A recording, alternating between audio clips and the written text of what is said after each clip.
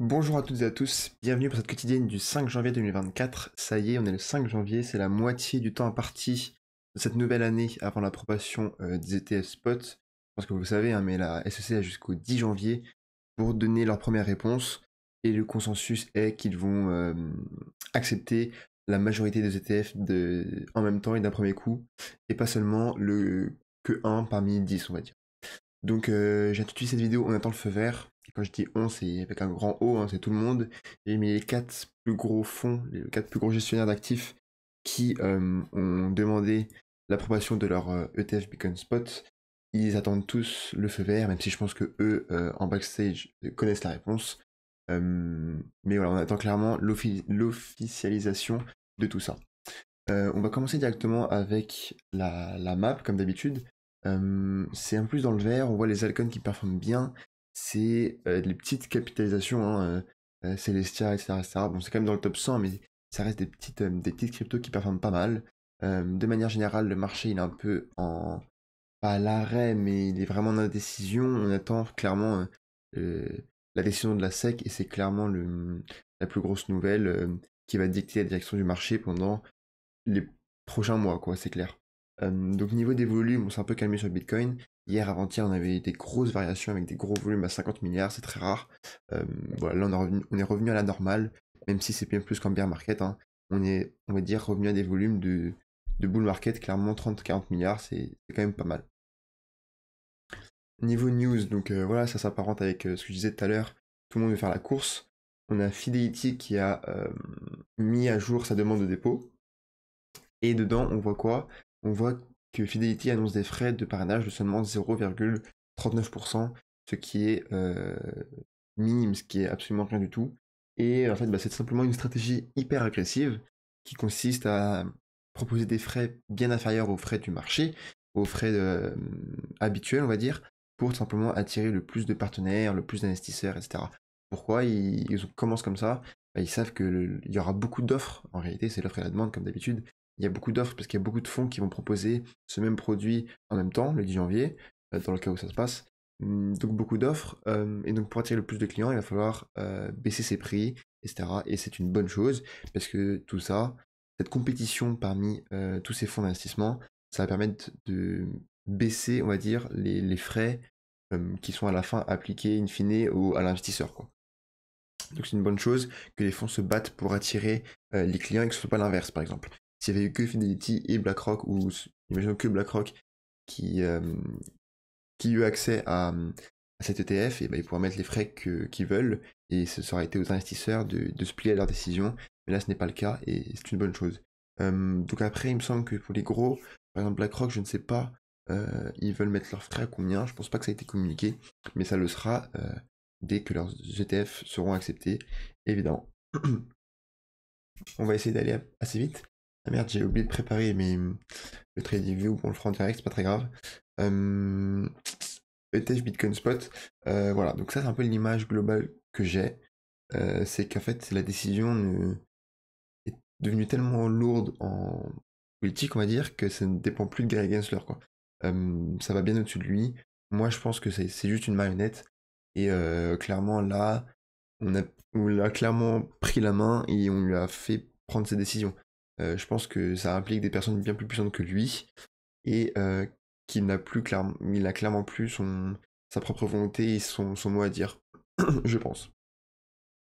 On lui a clairement forcé la main et, et même si on remonte un peu plus loin, pour moi Gary Gensler c'est pas l'image qu'on a de lui. C'est un mec qui est pas con. C'est un mec qui est pas forcément contre les crypto-monnaies. Évidemment, depuis qu'il a laissé, oui. Mais avant, non. J'ai vu des interviews de lui, des extraits de lui qui parle des cryptos. Il sait clairement de quoi il parle.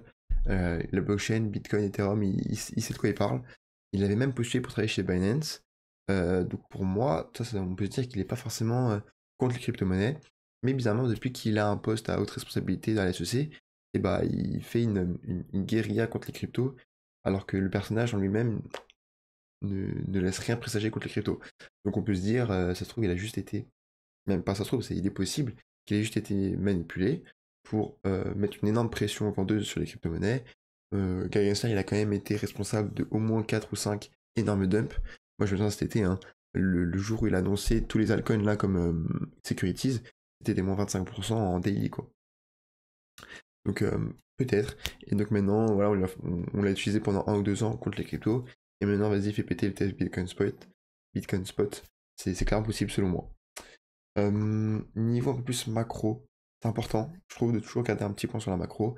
Évidemment, nous, dans le monde des cryptos, on a assez de news, on a un volume, on a un gros volume de news, donc c'est déjà dur de se tenir à jour, mais quand même la macro, l'inflation, etc., les taux de directeur, c'est quand même un pilier pour tout investisseur, parce que c'est ça qui va guider les marchés financiers, tout simplement. Tout repose là-dessus, et les cryptos aussi, pour l'instant. Donc on a l'Europe qui est dans le rouge, avant les annonces de l'inflation, etc. Ça c'était hier. Et on aura aussi beaucoup d'annonces aux US. Donc il me semble que c'est le chômage, etc. Et à chaque fois, évidemment, le marché prend une direction en fonction de ces annonces-là. Donc nous, le marché crypto, on est en attente de l'ETF, et le marché global, on va dire traditionnel, est en attente de ces news macro. On va voir sur le calendrier économique. On a eu les indices des prix à la consommation en France, etc., qui sont tombés. Et on voit ici le CAC 40 qui a moins 1,14. C'est pas mal pour les marchés traditionnels. Et c'est vraiment, évidemment, moins volatile que les crypto-monnaies. Donc à partir de moins 1%, on peut commencer à dire que ça commence à bouger quand même. Et sinon, on a le S&P 500 qui chute, mais moins violemment, parce que tout simplement, c'est en train d'arriver, les news, et le marché est en train de réagir, tout simplement. Quand j'ai regardé ce matin, les news n'étaient pas encore là. Maintenant, news un peu plus, on va dire, dans le secteur des crypto-monnaies. On a Logan Paul qui déclare rembourser jusqu'à 2,3 millions pour racheter ses boosts d'NFT. C'est clairement le mot. C'était clairement un scam en fait. Donc Logan Paul, je pense que tout le monde le connaît. Si vous ne le connaissez pas, ça a été un influenceur assez controversé aux États-Unis. Et maintenant, c'est devenu un entrepreneur. C'est un boxeur, etc. Franchement, il fait son blé, c'est clair. Et il a tout le mérite du monde pour ça. Mais en 2021, il a profité de la vague des NFT pour sortir sa collection.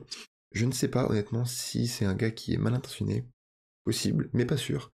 Parce que je pense qu'en 2021, ça devait être dur quand t'as de l'influence, quand t'es sollicité de partout, quand tout le monde te dit vas-y, viens, je connais, fais ta collection, c'est le futur, les NFT, machin, on est en pleine bulle. Le mec, lui, il y connaît rien. C'est dur de se dire non, ça sent le scam et tout, ça va mal se finir, je vais pas le faire, tu vois. Donc franchement, je sais pas s'il est mal intentionné, mais quoi qu'il, à la fin, son projet, ça a été un scam. Et il promet de racheter ses NFT. Mais encore une fois, j'ai vu des détails qui ne me plaisaient pas.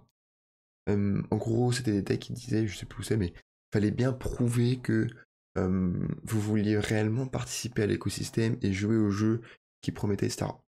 Donc rien que ça me semble un peu louche. Je pense qu'il va utiliser cette excuse pour... ça a été beaucoup plus clair, par exemple, de dire je vais rembourser tous ceux qui ont acheté des NFT. Et là, c'est clair, tu vois. Donc bon, voilà. Mais bon, au moins, il a l'intention, on va voir si il agit en conséquence. On a ça aussi, titre qui m'a fait de l'œil. Je savais qu'ils avaient beaucoup de crypto-monnaies, mais pas à ce point.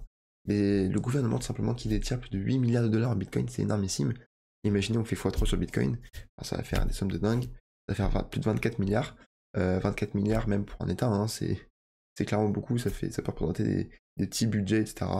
Donc franchement, c'est beaucoup, évidemment, c'est tout ce qu'ils ont saisi. Ils en ont vendu, ils ont mal vendu, évidemment, et ils n'avaient pas bien le faire. Ils ont mal vendu début 2023 alors qu'ils avaient simplement à garder. Mais bon, on est toujours plus intelligent après. Mais ils peuvent pas aujourd'hui tout vendre. Donc ils en ont plus que MicroStrategy par exemple. Mais à contrario de MicroStrategy, eux les gardent parce qu'ils doivent rembourser les victimes de hacks, etc. que le gouvernement a remboursé. Donc voilà. Et non, ça ce n'est absolument rien. On va passer maintenant côté graphique. Donc en live, je ne vais pas les regarder. Sur Bitcoin, bah franchement, on va pas passer non plus 10 minutes dessus, hein. C'est toujours la même chose. On fait des bougies d'incertitude. On ne sait pas où le marché va aller. On attend clairement l'ETF. Il y a de grandes chances, mais après ça, on dit ça tous les jours, mais il y a 2 jours, c'était la journée des ETF. Aujourd'hui, j'allais vous dire, il y a de grandes chances que ça soit aujourd'hui. Ouais, mais si c'est pas aujourd'hui, bah en fait, plus les jours passent, plus il y a de chances que ce soit aujourd'hui, quoi. Donc on va dire, voilà, on a 5 jours cette semaine. On a 5 jours, on attend l'ETF. Et je pense que le marché ne prendra pas de décision sans cette annonce. Alors après maintenant, est-ce que ce sera un pump, un dump and pump, etc. Faut se mouiller. Moi, je pense qu'on va pump. Parce que je pense que la nouvelle qu'on a eu il y a 2 jours, le gros dump, ça a bien effrayé le marché. Et je pense que maintenant, l'investisseur lambda, il a assez peur, tu vois. Donc je pense qu'imaginons là, ça soit accepté. Soit on va liquider tous les longs pour ensuite remonter, mais genre instantanément, dans l'heure ou dans la journée, selon moi. Ou soit directement, on va faire vraiment liquider un tout petit peu juste en dessous et ensuite directement monter. Mais je pense qu'on va franchir cette barre de 50 000 pour aller ouais, vers les 50-52 000. C'est ce que je pense. Ou alors c'est possible hein, que pas du tout. Big sell the news, où on va à 32, qui sait, on va à 34 à 32, un sell the news, et en fait le marché l'avait déjà pricé, etc. C'est possible. Moi, on va dire, quitte à choisir, je choisis sur une légère liquidation et qu'à s'acheter 50 000 $, tellement c'est une énorme news. Voilà, c'est mon pari. Moi, je n'ai qu'un trade sur Solana. J'ai un trade sur Solana, c'est tout. J'ai pas fait de trade sur Bitcoin parce que je pense qu'il y a énormément de manipulation. Et l'argent que j'ai mis sur Solana, je le considère comme perdu. Maintenant, autre news décevante, je pense que je vais faire une vidéo dessus. C'est clair, c'est Veracity. Ça y est, j'ai lancé mon unstake. Parce que Veracity, vous pouvez staker pour 15 ou 20% par an. Et j'avais oublié qu'il y avait 3 jours d'unstake, c'est vraiment gavant. Ça m'avait fait la même chose avec EGLD, où j'avais dû attendre une semaine avant de pouvoir vendre mes EGLD. Pareil pour Veracity, je voulais les vendre hier soir directement, quoi. Et je ne peux pas, il faut que j'attende 3 jours. C'est vraiment chiant. Chose qu'il n'y a pas avec Tao. Tao, le unstake, il est immédiat, et je pense que c'est vraiment, encore une fois, un point positif. Mais voilà, mes Veracity, je vais les vendre. Je vais vendre 75% de mes VRA. Je peux faire une vidéo expliquant tout en fait, mon process de pensée là-dessus. Et hier, j'ai racheté du Zephyr. Pareil, je peux faire une vidéo puisque c'est une nouvelle crypto-monnaie qui a le vent en poupe. Et moi, je joue clairement la figure artiste. J'aime bien le projet derrière. Mais voilà, là, on est en sortie de Bull Flag. Et j'aime bien ça. La target, c'est en haut. Et on est à jusqu'à un petit x2. Même un peu plus, x2,5. Donc voilà, niveau graphique, il n'y a rien de fou non plus. Qu'est-ce qu'il y a? J'ai vendu mes GRT. Je planifie de les racheter, mais je les ai vendus voilà, juste ici exactement. Parce que bah, je voyais qu'on était sur grosse résistance. Le RSI weekly, il me semblait, si mes souvenirs sont bons, qu'il était en surchauffe. Exactement, on a plus de 70. En weekly, on n'a pas connu de grosses corrections, donc je les ai vendus. Mais clairement, je sais que là, ce que je fais, c'est dangereux. Parce que je ne suis pas trader, je suis investisseur. Donc je les ai vendus pour acheter d'autres crypto-monnaies. Mais je compte quand même les racheter. Et évidemment, si j'ai bien senti, on vient se buter là-dessus et qu'on revient vers ici, on va dire, j'aurais bien senti le truc. Mais voilà. Juste pour vous dire les mouvements de mon portefeuille. Écoutez, merci beaucoup. J'ai vu qu'on fait un peu plus de vues sur la dernière vidéo. Si vous êtes encore là, ça me fait très plaisir. Mettez un commentaire, un like. Franchement, je les vois tous. Donc on est qu'au début, bah franchement, je les vois et ils comptent. Donc ça fait très plaisir. Donc on a fait pas mal plus de vues, plus d'une centaine déjà pour moi, c'est pas mal. Alors qu'avant, c'était 20-30 vues quoi. Donc je pense que je vais commencer à un peu plus me professionnaliser, on va dire, me trouver une petite intro sympa, mettre un écran de fin, voilà. Faire quelque chose d'un peu plus agréable pour vous regarder. Je pense que lorsqu'on regarde une vidéo, l'intro c'est quelque chose qu'on retient simplement. Et moi, quand je regarde une intro que je connais, ça me met dans le mood. Donc c'est toujours sympa. Donc je vais essayer de faire ça aujourd'hui ou demain. Et je vous dis, bah écoutez, merci beaucoup pour ça. J'espère que ça va continuer bien longtemps. Et je vous dis à la prochaine pour un prochain dossier ou une quotidienne. Ciao, ciao.